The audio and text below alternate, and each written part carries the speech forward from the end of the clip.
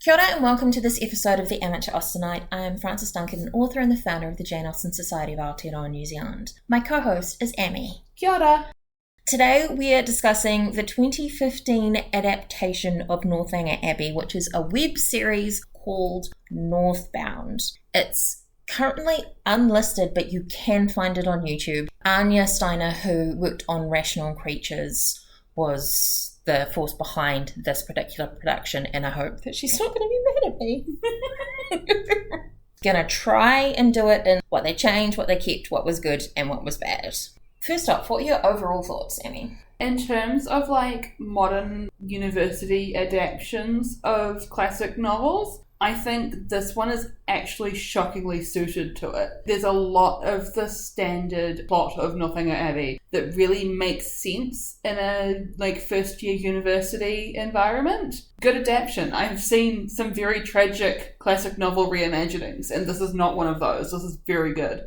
So it was during the big literary inspired web series hype, and there were a lot of different ones. I mostly only watched the Austen ones, to be fair, though. I started watching a lot of them, and I don't think I ever actually finished watching any of them. Because if there's one thing that's true about me, I love to binge a series when the stars are in alignment, and if something is releasing weekly, I'm real sorry, but I will get through whatever amount of episodes you currently have out, and then 10 years will pass. I'm very honoured that you managed to get your attention to focus to finish this series. I will be honest, I watched all of it last night. So starting off with the really high level change stuff. Obviously, it's in a contemporary setting. Yes. It is in vlog format. Catherine talks directly to the camera, as do the other characters.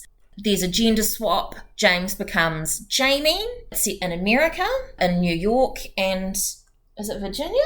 Yes, Virginia. John is Isabella's cousin as opposed to her brother. As you said, it's set at a university. So the story spans Catherine going to New York before university to have a bit of a holiday and get used to the city, and then her first semester. So that's the major things that I have that they changed. Yeah, that catches the majority, I reckon. One thing that, they kind of changed and they kind of kept, is that Henry and Catherine meet at a party. Mm-hmm.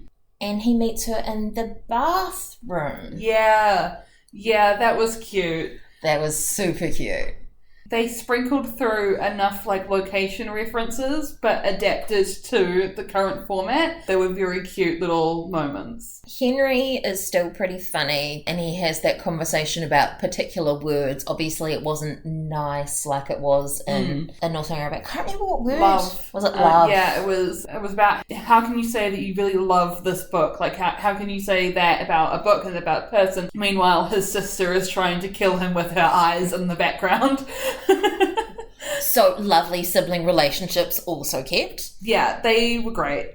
And they kept the names for the characters apart from James, who becomes Jamie with the gender swap. Mm-hmm. But they did really well with doing things like the bathroom thing. And instead of the carriage rides, they talk about riding in a sports car without a roof. Yeah, what's-his-face is bragging about how next year he'll have his convertible and it's going to be the best. And if you really want to, get the best out of it, you need to go out of town and out of the city and onto the highways where the cops are paying less attention. Meanwhile, it is the dorkiest looking history nerd, just totally bragging. And it's nah. What did you think of James Thorpe? Or is that pretty much sum it up? James Thorpe in this becomes much more of an identifiable creep for the modern day with Austen, because everything is so thoroughly embedded in the time that she was writing it. While a very solid amount of it carries over quite smoothly, there are certain elements of the power dynamics that you can't quite capture the same way because you just don't have those experiences anymore. And with James Thorpe being in the novel, this guy who is set on her, and we notice that, but we aren't keen on him. The threat of the power imbalance is not as evidenced or is immediately obvious to someone who doesn't have that Regency novel experience. Hi, hello, that's me. Whereas the power threat of the guy who's the TA of your class, who's like leering at you and has been like trying to like come on to you for like the entire semester and then like ruins your opportunities at the end of it. That is a very real threat that people have now. That is an experience that people have very regularly these days. Just having that recontextualization done very well. I still think that the character himself should be drop-kicked off of something, but he was very well done. I liked that Catherine was still really enthusiastic and a book nerd. I liked that her enthusiasm, because in the novel, the gothic novels that she likes are considered like childish and womanish by virtue of being gothic novels. That doesn't carry the same weight these days. So instead, the thing that she's super into is fantasy and young adult fiction. And Harry Potter, which if this was made now, they would pick something else, obviously. It has that same very much like, oh yes, you're very interested and invested in adoring of a genre that other people do not take seriously. Like you were saying, overall, one of the things that was really good was the series itself. It seems natural and genuine. It seems like real people talking to a camera. Mm-hmm. It doesn't feel too scripted or polished. Yeah. It seems authentic. That was the word I was looking for. Yes. Yeah, it really captured that, like, first-time vlogging situation. It seems weird now because I think the vlog thing has somewhat died and now a vlog is a very, like, specific and structured form of content rather than just you talking to a camera about your day. The way that it is reflected in these, it really suits the situation. And you could see why Catherine would do it as well. The character of Catherine in the novel, I don't think you could see why she'd do something like this, but in this, it works. That's a major thing when you're trying to do stuff with Austen characters like Anne Elliot, and Persuasion is another one. I'm sorry, you don't know Persuasion, do you? Nope. No, okay. I can define the word. That is about as far as I can get. So not all characters you'd expect to be the sort of main character that would have their own vlog. But it works well for this Catherine because she's just young and excited and wants to like document her adventures. And it's an extension of novel Catherine constantly comparing herself to the gothic heroine that she expects. Like when they are staying in the Abbey and they have the whole dialogue on the way there of like, oh, you'll find mysterious treasure and hidden doorways and da-da-da. And she has that whole moment where she's like, oh, I will, I am, and it's just like receipts.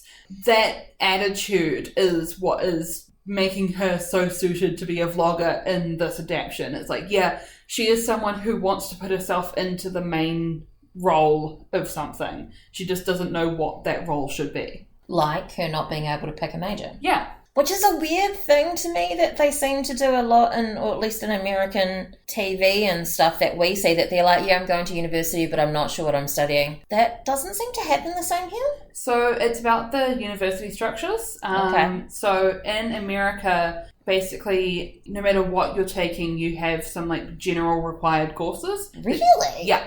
So if you are a science person, you have to take some arts classes. If you're an arts person, you have to take some science classes, which means that your first year of university is basically just like clearing off all of the general courses. Because without these ones, you won't be able to graduate. So you kind of want to get them done fast so that you know that you've got them. New Zealand tends to do it more that you are picking a course, and that course has specific classes that you need to take, but your specific classes for a biology course and your specific classes for a creative media production course are going to be completely different. Which means that in New Zealand, you have to have an idea of what you're going to when you enroll.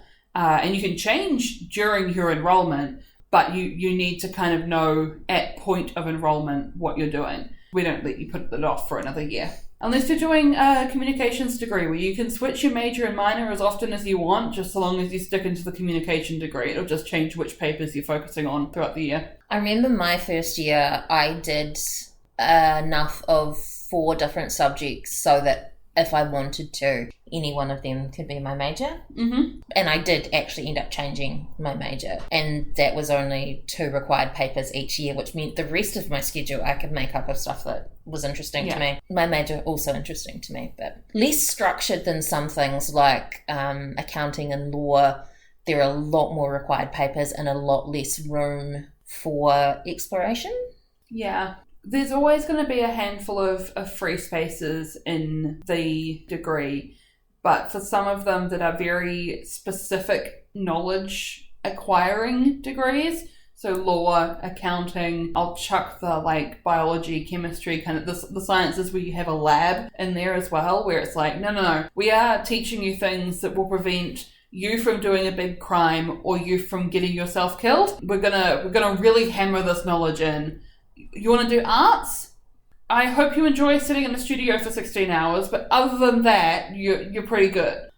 I really liked the ending with the Tilneys and the Morlands hanging out together and having the fun holiday. It was just really nice, one, to see Eleanor also in Virginia, because she doesn't show up at the end of Northanger Abbey, because obviously she's off getting married or whatever. The timelines for the end of that have kind of blurred in my brain. But seeing her being able to come and have like nice chill family time, real cute, real sweet, loved that. Eleanor has the hugest smile. Yeah. Just amazing. And I like that Catherine and Eleanor are going to, what do they refer to it as, room together? Yes, they'll be roommates. And much nicer for my poor modern day heart than watching Catherine move in with her brand new boy toy. And it's like, maybe let the relationship just run just a little bit longer before you move in together. Please. So another thing that I thought they transferred really well, but was also awful, was John literally taking Catherine's phone and texting Eleanor. Yes. And everyone being like, why are you so upset? Like, no, huge invasion of privacy. Oh, yeah. That was very well done. And just the discovery of it, of like, I didn't realize you had their number. Oh, I don't, but I had your phone. Oh, no. Oh, no. No. The delay of like you can't get communication from people because you were in the subway and you didn't have reception. Very real. Also real cute. Yeah. Also, Isabella throughout the entire thing, really well done. The way that they portray her as the like classic New York girl, like she's got her hair done, she's got her makeup on, she's always wearing like bright red lipstick. But all of the conversations that she's having, especially when she's like first introducing Catherine around, is like, oh, well, you need to choose something that's going to be stable. It's going to be like good plan. Doesn't matter what you want to do. Doesn't matter like what interests you. I'm going to be an accountant because everyone always needs accountants. Very clearly shows the needing money side from the novel in a way that is contextualized for the modern day of like, no, I don't care how arty you are. And I don't care how much you would be able to be a really cool makeup artist or anything. No, you're going to do the stable degree that will guarantee you a job at the end of it. And whereas the Tilneys are like, oh, have fun. And I think that's a difference in their situations as well. And it's potentially a really good way of bringing it to the modern context that the Tilneys family are already educated and have money. We assume probably that the Thorpes don't. So she's very clearly like, I need to get a good education to make sure that I have money to look after myself because I cannot fall back on my family, which is basically what Isabella in Northanger Abbey is dealing with. Yeah. I need to marry well. Yeah. And unfortunately, I picked the person who I cannot marry well with, or at least not well to my standards. Last on my list of what was good, some queer rep. Yeah. Thank you. It's not that hard, guys. And it wasn't to kill your gays. No. There was a moment in the very early episodes when Jamie is playing with Isabella's hair, like, on her shoulder, and I was just like, that is the queerest shit I have ever seen. Goddamn. Looked really natural. Looked supernatural. And happening in the background, so yeah, like, they're talking in the foreground. It's like only if you looked back, you'd see it. Yeah. The fact that the club that they all keep going to is the pump room. Yeah, that was cute. That was real cute. I liked that. And I liked the change from rather than visiting Northanger Abbey for 6 months or whatever extended period of time that they were hoping to keep her there. It was an end of year research trip that the professor arranges, and that you would be invited onto this cool trip, and it would be really good for your academic development, and then that's what gets ripped away at the last minute after having purchased a ticket and having all this financial and academic investment into it. It's changing it for a context but it still has that same gut wrench, oh god, now what? That getting kicked out of the house that you're supposed to be staying at with no money and no way to get home as a young woman in Regency Britain carries on. Although technically, I think probably a better parallel of that would be if she'd gone to London and then be like, why are you here? Go back to America. Yeah. So I actually listed that under my bad. Oh, really? Because I didn't really like the thing about Catherine losing her trip to London, because it misses a lot of stuff. Because her coming to Northanger is more about her being oh, I get to hang out with Henry and Eleanor, right? Mm-hmm. But they won't be coming to London. And the only reason she gets it is because of John. We discover when he eventually tells the professor, no, you don't want her. So then she gets kicked off. But also, Captain Tilney is kind of a pathetic character in this. True, we do not meet him, but he's not good with people, hides away. He's a really powerful presence in the book. He's pushing Henry and Catherine together because he thinks Catherine has money. But he's just you're in my house. Why are you in my house? In this adaptation. And I think it misses something. He's basically absent from his children's lives, and he is almost absent from the narrative as well, because it's John Thorpe that's doing the things. It's not actually the professor. Yeah, I can see that. I think this is one of the things where it being a college adaptation, though, is going to mean that some people don't get to have the same narrative swing that they would, because he is no longer in control of whether his kids and her hang out, and her being a freshman in his class means that he doesn't have that same...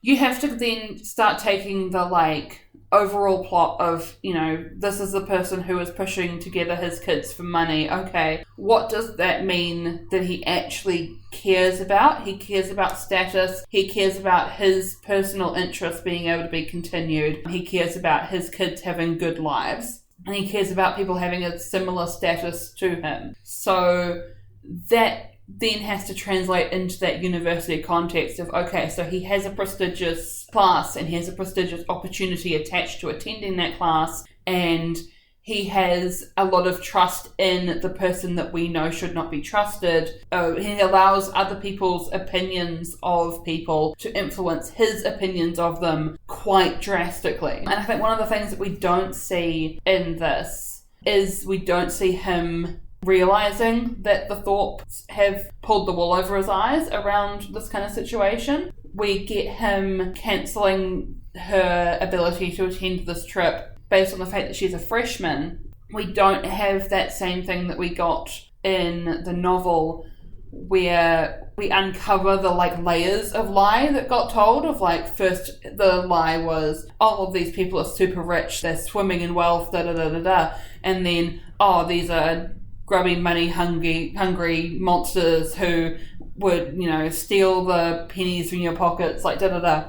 We don't get those layers coming out at the end of this, because that's not the story that this adaptation is telling. The story this adaptation is telling is, I think, more about how the Thorpe kids have the opportunity to free themselves from him and this looming spectre of their father, than it is about Catherine's situation getting lied to.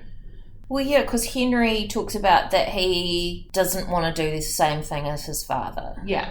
And he gets that option. Whereas, in Regency, he wouldn't have really got an option. Yeah, and you have as well one of the episodes where Catherine's talking about how Eleanor, has to be good and nice and happy about her father, and like how these two kids are both responding to a parent that is not a good parent, and is part of what makes them both being in Virginia for the holidays really nice. Is, I think, they get to have a family holiday. Yeah, it's like, yes, this is still a romance, but there is a much bigger swing of the like family connection and the family dynamic. And I think that's because by the virtue of the vlog format, you're spending more time on the little things.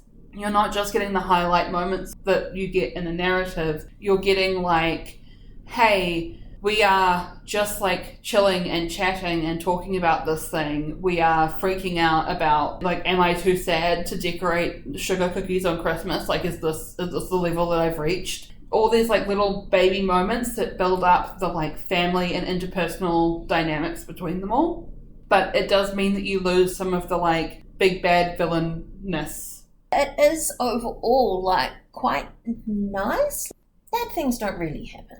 Well, bad things happen, but they happen off camera. The vlog format means that you've got a framing device, and that framing device is the camera's point of view. We know, like, the tension between Catherine and Captain Tilney because of his comments on her work and her, like, weekly essays that she's handing in. How he's, like, a bit iffy on her. But we aren't going to the university. Like, we never see the university campus. We are stuck in New York. Which is sensible, because realistically you would not carry a camera around your university and record yourself. No, that's modern day. That's modern day. That's the modern day TikTok live streamer version of this, and I don't think Catherine would be that. She would not do that. I didn't like Catherine's insistence on adding fiction to her academic papers. Yeah, no, I'm real sorry, babes. You were not following the essay prompts. You need to be really, really good at doing what you are doing in order to make that work. If you're supposed to be talking about a particular decade, you could write about the publication of a book, but like that doesn't seem to be the prompts that were getting handed out. Pro tip for anyone who is younger than me and currently in a university setting: when your professors are looking for your weekly essays, they're kind of just looking to make sure that you have been paying attention in class and can recall and develop the ideas from the 3 separate lectures that you had this week into one cohesive argument. They are not looking at you to reinvent the wheel. That's why they're such short essays, is so that you don't have the room to hang yourself. So it's only been one semester and she's making a big deal like she's going to get in all this trouble. I'm like, would you get in that much trouble after one semester? Isn't it like a whole year before they look at stuff? Would they not look at your whole year's grade? It depends. Different scholarships have different rules. Okay. Finals and midterms in America are a lot bigger deal than they are in New Zealand. Like, having done final papers and midterms in both, I've pulled all-nighters in New Zealand. I have pulled, like, multi-day all-nighters in America. It is a different beast. That sounds horrendous. Yeah, sometimes the interlibrary loan doesn't get your books that you need in order to write your research paper until, like, 3 days before it's due, and everything is just so great. So at least our little sleep-deprived lady wasn't dealing with that. So Isabella wasn't cheating because she said nothing happened. She seemed to be forgiven very easily, at least by Catherine as well. And I'm like, that whole thing, I didn't like. I mean, in the novel, Captain Tilney and Isabella are flirting up a storm, and you can tell that they're actually attracted to each other. But in this, it was hard. I mean, also we didn't see it, so we just knew that she was spending more time with another woman. And she's like, well, nothing happened. Also, should we believe her in that? I don't know. Yeah, so 1, I don't believe her. And 2, I think, again, this is that fixed point of view thing coming into it, where some of those interpersonal dynamics that you can only get through being in the situation, we'll call it unobserved, without having a camera present. We lose that when we're in a vlog format because everything is inherently recorded. And this is, I think, a mistake that a lot of people who tried to do, like, this classic novel that is written like a diary, now I make it into a vlog and this will be a one-to-one conversion. Because it won't be, because the diary is a separate thing. It is not happening in real time. It is a reflection of events afterwards. The vlogs can't capture that same level of like, well, we think this because we've written it and there is an inherent trust there. Whereas someone talking to a camera and being like, yeah, no, so totally nothing happened, is a very different and less believable beast. Catherine seems to understand where Isabella's coming from in a way that she doesn't in the novel. She's like, Isabella's trying so hard to be an accountant even though she doesn't like it. She really wants to do makeup, which I didn't get until Catherine said that. And I was like, oh, okay. But her being so understanding of Isabella and Isabella's motivations, I'm not sure if it's unrealistic or whether it actually works for Catherine's character, because Catherine is a nice and understanding person. I think, again, it's one of those things where, like, the modern impact of a situation is very different to the Regency impact. Obviously, in the modern day, cheating is still a dramatic and awful and gut-wrenching experience. But it doesn't mean you're rejected from society. Exactly. Like, you might be rejected from, like, a social circle, but you are not suddenly, like, denied your ability to exist amongst human beings. The same, like, power threat and power imbalance doesn't hit the same as it does in a Regency novel.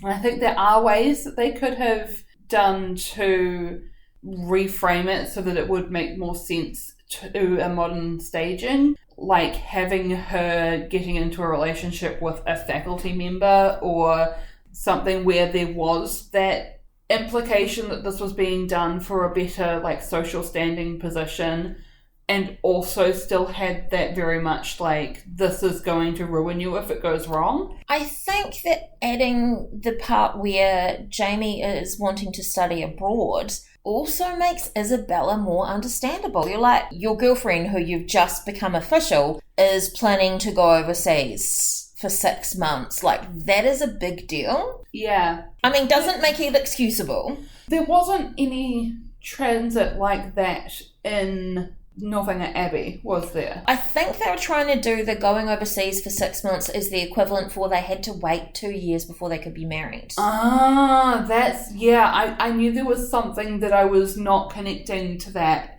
Yeah, no, that does not have the same weighting in the modern day. Because it's still, we are definitely together, we've made this promise. Potentially in the novel, part of the issue is that Isabella doesn't understand that James is going to be a clergyman, and there are certain rules around that. You need to be a certain age before you can become a clergyman. You have to be 24. Huh. And I think that's why he has to wait the 2 years before he can get the living, because he will not be a clergyman before then. She thinks he's got money, so he should be able to marry her, but sensibly, he wants to have his job in line before he gets a family. I don't know. I'm not sure how you could satisfactorily turn that relationship dynamic into the modern day. It would arguably make more sense if it was like a visa situation. Maybe, and this is again where it starts getting tricky if you've got like family, but if like they were actually from Australia and this was a scholarship to an American university, which big deal. So like you've got one chance, don't blow it. And then your sister has also come to America, but she's on a temporary work visa. I don't fully know what the American visa situation is. I just know that they're all awful to try and deal with. And so has a very limited time window that she can be in America. Oh, now she's got a girlfriend, and oh, now she needs to get home for at least 6 months before she can reapply for the visa and get that situation sorted. And then suddenly you have a reason for her to have to leave that doesn't have so much agency involved in it, but can still kind of kick in that same level of like, oh no, but she'll go and she'll never want to come back and da-da-da. So my last point that I've got on my bad is actually both a good and a bad. Mm-hmm. I like that we have an on-screen kiss. Yeah. I'm always a fan of you actually get to see them get together. Not so much a fan of him just kind of racing in and kissing her, because I'm like, where is consent in that? Yeah, but also, like, you can put on the romance world glasses and then it's just cute, you know? Okay, fair. I concede. Sometimes you want consent to be like discussed and looked at in a romance novel, and sometimes you want that like romance world, like minor level telepathy that everyone just is on the same page. There is space in the world for both. I actually really like the setting of New York for this. It captures the excitement of going from your country town to the big city of Bath in a way that I think makes more modern day comparisons than reading Austen does now. Just by being a human being who is alive and speaks English, you know a lot more about New York and kind of American geography than you do about the in-depth locations of London and the UK. I have in my head a picture of what the difference is between Virginia and New York City. I have been to New York City. I have not been to London. I have not been to Bath. And so having this kind of way that you can put a like fantasy version of the city and compare it to the real experience of the city and have the characters actively comment on the fact that, hey, you're treating the city that I live in as if it is a like fantasy location that isn't actually real, and that's not fair because this is a real place and people actually live here. Please pull your head out of your ass. I think it works really well. I think picking New York as opposed to doing like a rural Illinois versus Chicago situation works a lot better than it could have. And that's our discussion of Northbound. I'll have the link for it in the notes. I am Frances, this has been Emmy. Thank you for listening and we wish you happy watching. Can I take the paper where we learn to do crime and get good? No. No, you have to take the entire degree and then just do the opposite of what they say. Ah, excellent. I've been to Bath, London and New York. Of course you have. All of them were good.